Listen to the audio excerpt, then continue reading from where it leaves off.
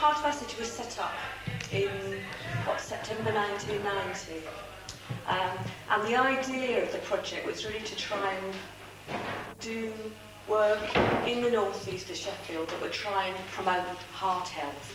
We've been working in the area for 5 years now, and it feels like loads of groups in the area have done loads of really interesting things during that time. And what we wanted to do is bring some of the different groups together, let you meet each other and hear about what each other have been doing. I think that's particularly important because at the moment it looks fairly clear that the funding for the Heart of Our City project as it stands isn't going to go beyond March 96. So we are trying to find out the things that people have felt most important in terms of help they've got from the project, so we can recommend to the different agencies what support they give in the future. And I think this is one way of doing that. And it's also a way of helping you get more support from each other in doing things in the future. The idea started in the mid-80s. There was 2 reports around at that time, and they both related ill health to poverty, and they also showed the inequalities throughout the city. The areas of social deprivation, heart disease particularly, was much higher. So the idea was mooted that there be some sort of project set up in a socially deprived area, if you like, and they wanted to do something that was different. And they came up with this idea of a community development project. One had never been set up before anywhere in the country that was like Heart of Our City was going to be. And the idea was that we would go into the community and actually work with the community, talk to them, see what they wanted, not us going in and saying, right, you will stop smoking, you will eat a healthy diet, you will take more exercise, but actually broadening that and letting them decide what the issues were for them. 4 areas of Sheffield were chosen, Furvale, Burngreave, Southey Green and Nethershire.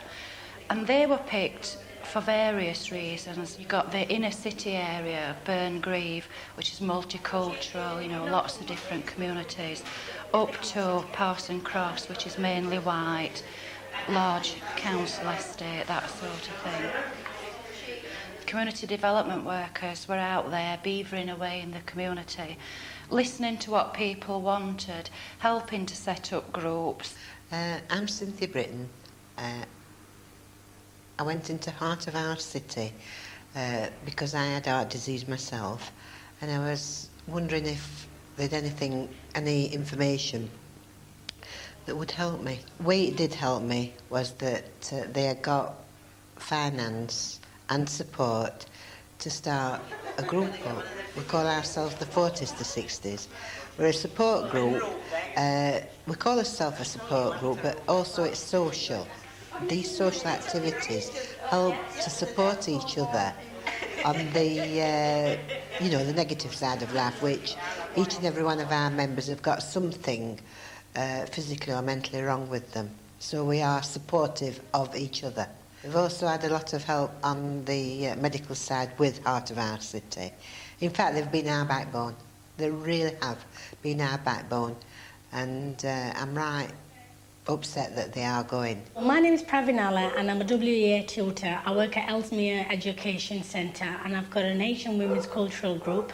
Other than that, I do part-time work with the Emily Community Group, both of which Heart of Our City has had strong involvement with. Heart of Our City might have been promoting heart disease, health and that, but they've made our groups feel really, really important. My name's Sarah. My involvement with Heart of the City goes back to about 1990-91.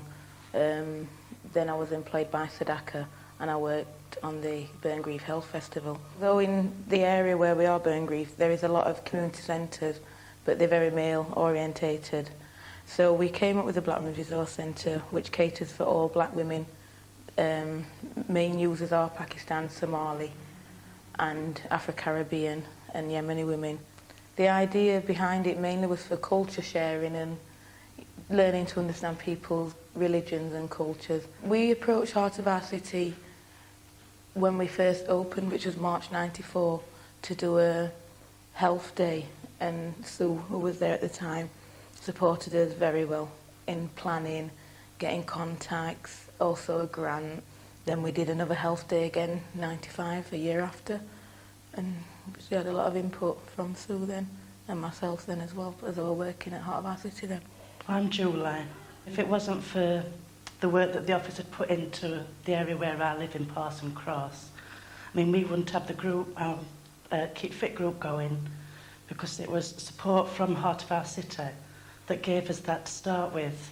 We got funding, we got backup from the office, support to carry on, learn the things we needed to do to become self-supporting. Because of the shopfront premises, we decided to take advantage of that and actually have a little information centre and a drop-in centre where people could come in and ask for advice, help, or just for a cup of tea and a chat. The Heart of Our City shop in Fairvale, I don't think that ought to be lost. I think it's very valuable for the people in the district. They come in for all sorts of advice, not only for health issues, and that is something what people need. People in our area will be really restricted now because they could have walked into Heart of Our City and got all the information they wanted. And although some of them have been illiterate, there's always been someone in there that can actually translate to them. They've had translated leaflets that have helped, so they've not had to actually say much. Just go in and say what they wanted to, and walked out with the correct information in their own language. Heart of Our City has made a big difference in the way, especially as I see it in any way, working with ethnic minority groups. You find it very rare for mainly white organisations to support such issues. Yemeni women is just like the Asian women. I mean, obviously a lot of them are from religious backgrounds. They don't go out, they're very isolated, they're stressed.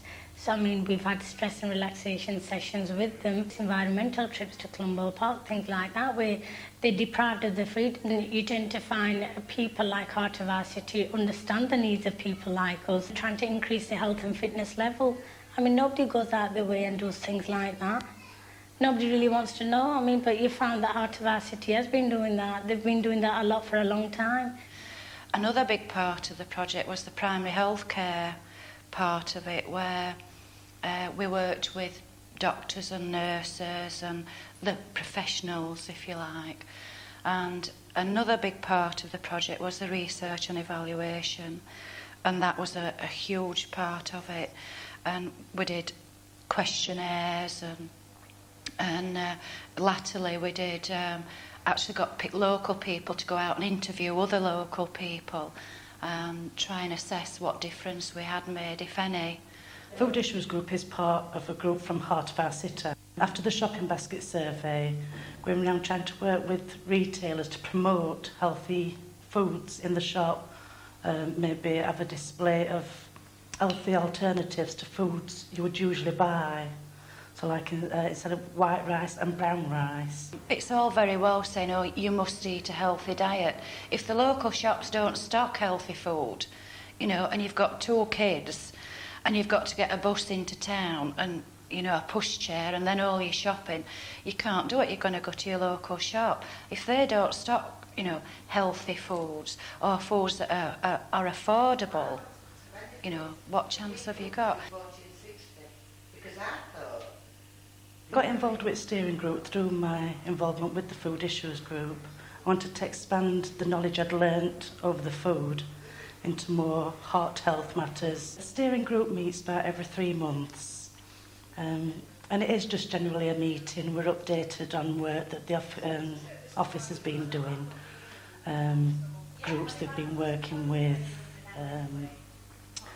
They relate back to us results of surveys, you know, like heart health surveys, shopping basket surveys, things like that. It's all related back to us, so we've got that information.